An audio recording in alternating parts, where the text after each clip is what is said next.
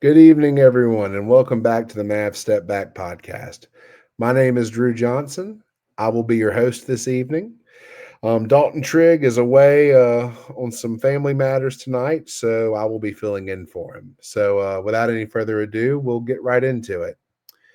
Earlier this evening, the Mavs were able to survive the Oklahoma City Thunder at Oklahoma City 121 to 119. With this victory, the Mavs improved to 7-7, while Oklahoma City sinks to 11-3. This victory is fairly significant considering that the Oklahoma City Thunder were picked to win the West. Um, I know it's a long season. I know a lot can happen in a season, but it's always a good thing to be able to go in to the preseason number one team's house and come away with a victory, no matter who's missing on the roster. And as I said earlier, we improved to 7-7 on the year, getting us back to 500 after an early season skid that many people, including myself, were very disappointed with, considering the expectations that we all came into the season with. So it's good to see us building some momentum, and hopefully we can keep it going. Some notable player stats from the night. Kyrie Irving, as usual, was excellent, scoring 23 points and dishing out 6 assists. And he was especially important in the second half, as he usually is. He was able to seemingly just create things out of thin air. And really, that's what we've come to expect out of the basketball wizard. So good on Kyrie Irving. Next, Najee Marshall scored 13 points, was able to haul in 4 rebounds and dish out 3 assists. As usual, the knife was able to make his presence felt in many different facets of the game. Some of them you can't even quantify on a stat sheet. So, as usual, Najee Marshall impacts winning, and he just continues to make more and more of a case to really accumulate more minutes. Jaden Hardy was solid tonight. He scored 13 points and dished out 3 rebounds. There was some questionable decision making, especially down the stretch, but overall, solid showing for him tonight. Daniel Gafford, I felt, was really good tonight. He had a double double, scoring 11 points and grabbing 12 rebounds.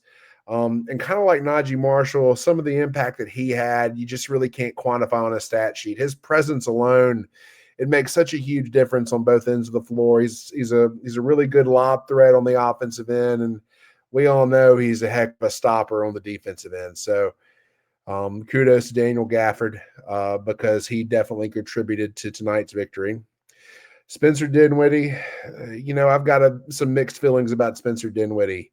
He makes some very cringe decisions at times, but he had arguably two of the biggest possessions of the game, back-to-back threes and back-to-back possessions in the fourth quarter, when points were getting kind of hard to come by for the Mavs and when Oklahoma City was really making a run at us.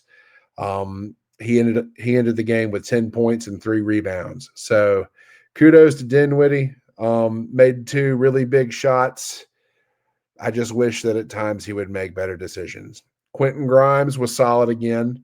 He had 10 points, grabbed 3 rebounds, and gave out 2 assists. However, the man of the night, at least in my opinion, player of the game, was PJ Washington.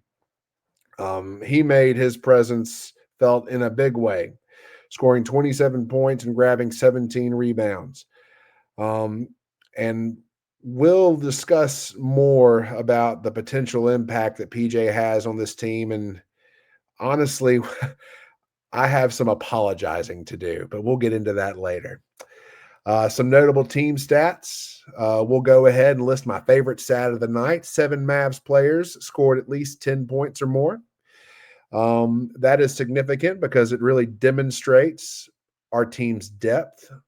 The fact that we have at least 7 people that are capable of making that kind of impact on the scoreboard really speaks to our depth. And you need depth to be able to go deep into the playoffs, as we have seen. And the fact that we appear to have that, it just needs to become consistent, which I think in time it will. It takes time for new people to gel, and it takes time for returners to gel with newcomers. You see it in college basketball all the time, and you see it in the NBA. I mean, that's just life. So I really preach patience with this group, and I know it's been hard early on, but this is a bright spot. And hopefully, if we can establish some kind of consistency in this regard, um, we'll be able to turn this thing around. And instead of being happy being back at 500, uh, maybe we can turn this still into a 60-win season. But who knows? We'll see. We have to establish some consistency, though. Everybody does. So back to the stats. Interestingly enough, even though we had 7 people that scored 10 or more points, we only had 18 assists for the game. And even more glaring to me, we had 18 assists to 16 turnovers. And, while you're still in the positive, you would still like that stat to be a little bit more, a bit more of a gap between those two stats, honestly. For instance, Oklahoma City had 29 assists to only 8 turnovers. That's really what I would like to see out of this group. But, again, the fact that we've got 7 people that are capable of scoring double figures on any given night, it's encouraging. So I'm not going to hold too much against them for that, but we do need to do a better job of sharing the ball more often, because we get caught up way too often in ISO ball situations. I thought it was better tonight, but for the most part, we need to stop stagnating on offense. And that's exactly what our habits are, and that needs to change. But tonight, I thought that everyone did pretty well. So that's that. But that is a number that I would like to see go up. Field goal percentage. The Thunder got the better of us in that regard. They shot 49.4% from the field, while we shot 47.6. Again, not that big of a margin, but still.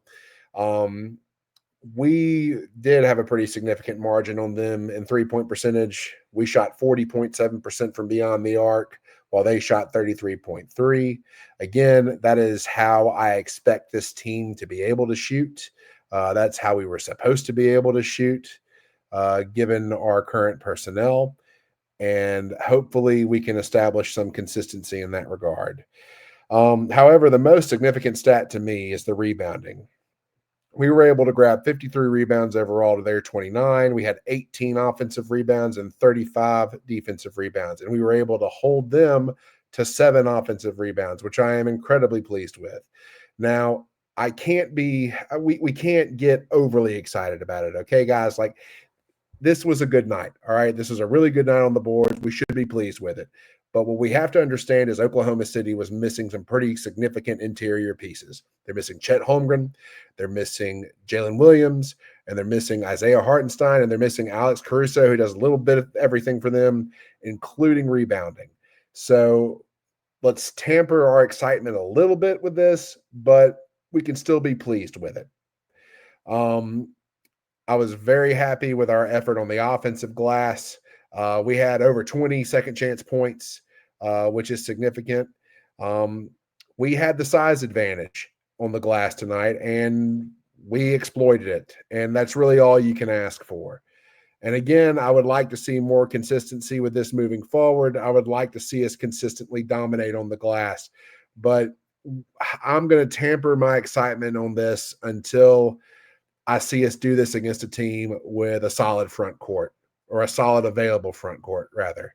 Oklahoma City does have a solid front court. They just weren't able to be there tonight because of injuries. Let's see, what else? We had 6 fast break points to their 6 fast break points. They actually beat us in points in the paint. They had 54 to our 52. Again, not an overly wide margin, but still.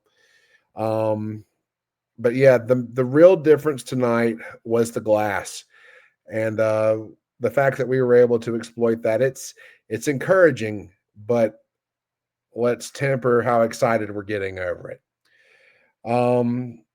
Let's see. So first we need to pay some bills. So let me figure out how to do this. How do I do this? No, I don't know. Oh, What's up, y'all? We're taking a quick break to tell you about Prize Picks. Prize Picks is America's #1 daily fantasy sports app with over 5 million active members. Prize Picks is the easiest and most exciting way to play daily fantasy sports. Unlike other apps, on Prize Picks, it's just you against the numbers. All you do is pick more or less on 2 to 6 player stat projections and watch the winnings roll in. You can now win up to 100 times your money on Prize Picks with as little as 4 correct picks.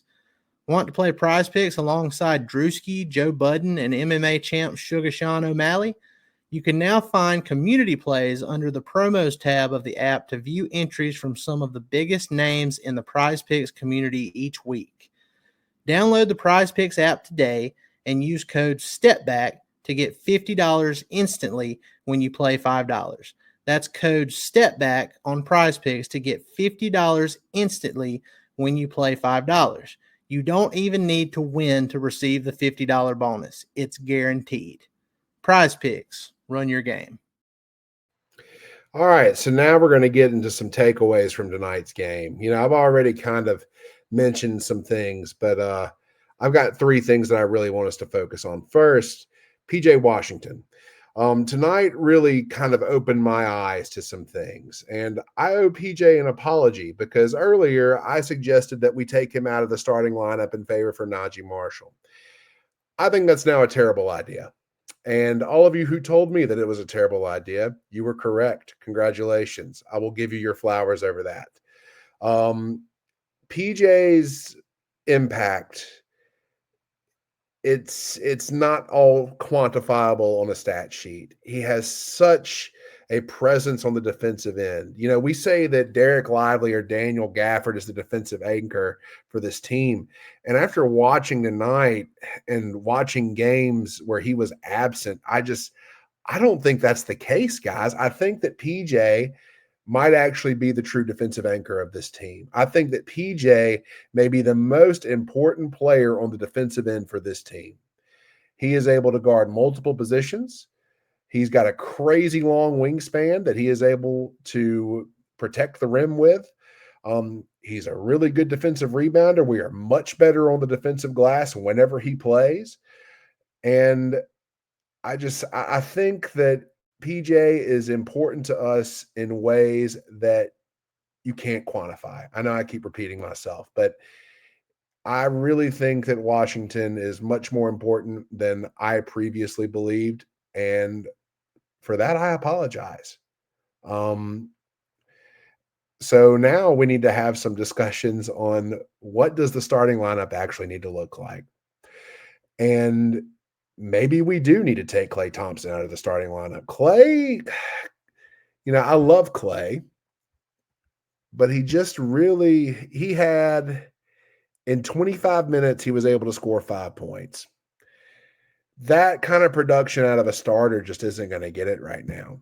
And I know that I'm changing my tune really suddenly, and and I know it's a long season, and I know that we can't just base what we're going to do off of one singular regular season game because everyone has bad games, and Klay has been solid, but we can't get over the fact that Najee Marshall deserves starter caliber minutes. He deserves them. He's been fantastic, especially as of late. But you can't take PJ Washington out of there. Otherwise, your defense falls apart. It's just the fact of the matter. So no matter who we start, PJ has to be in that lineup. Otherwise, it's going to be a long season. The next thing that I want to discuss is some late game coaching issues. Now, I will sing kids' praises from the highest mountaintop there is. He got us to the NBA Finals last year. He got us to the Western Conference Finals a couple years ago. I think he does an excellent job for the most part, but something happened tonight that was really glaring for me. At the very end of the game,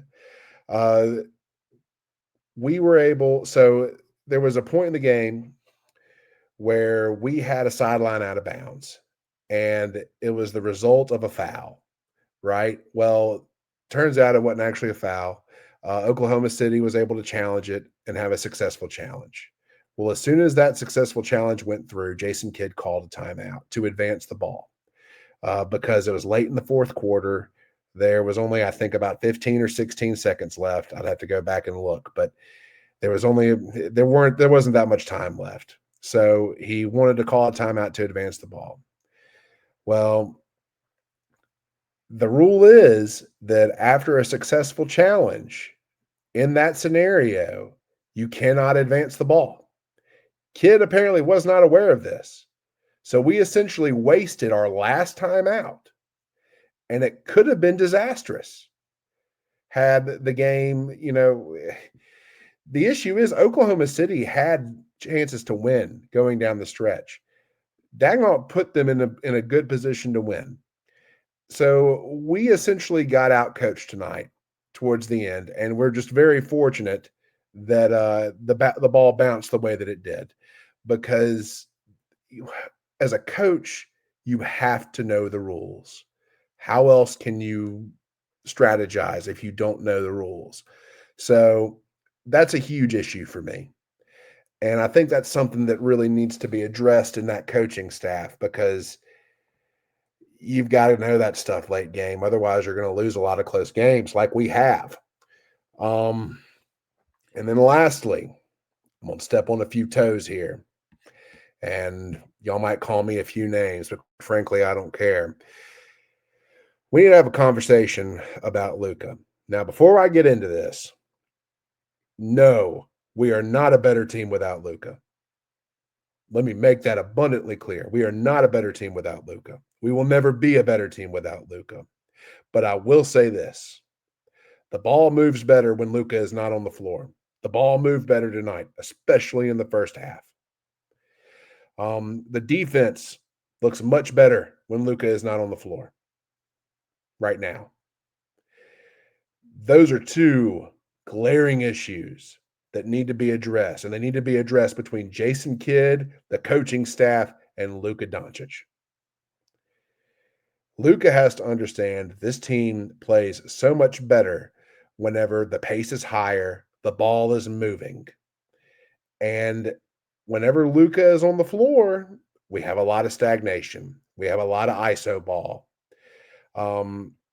Last year we were able to kind of get away with it because we could just go with a high ball screen attack off of that, and we'd get a lob. Well, teams are now taking away the lob. Okay.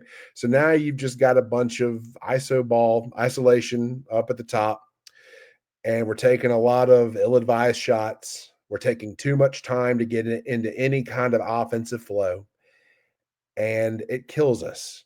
So again, I reiterate, we're not a better team without Luka, but we would be a much better team if Luka would stop playing at a pace that is not conducive to our team's success, our personnel's success. He has to understand that. Yes, we surrounded him with a bunch of shooting. Yes, we surrounded him with a bunch of defenders. But none of this means anything if we don't play at the necessary pace, and if we don't play with the necessary play style. None of it means anything. So what we need to do is we need to go back to the drawing board. This game really kind of opened some eyes with this. We need to go back to the drawing board. We need to address this. And then Luka's got to get with the program. And that's all I'm going to say about that. Well, guys, that's all I've got for tonight. Again, this is my first time doing this. So, hopefully it wasn't too terribly bad. And I'll see you on the next one. Thanks, guys.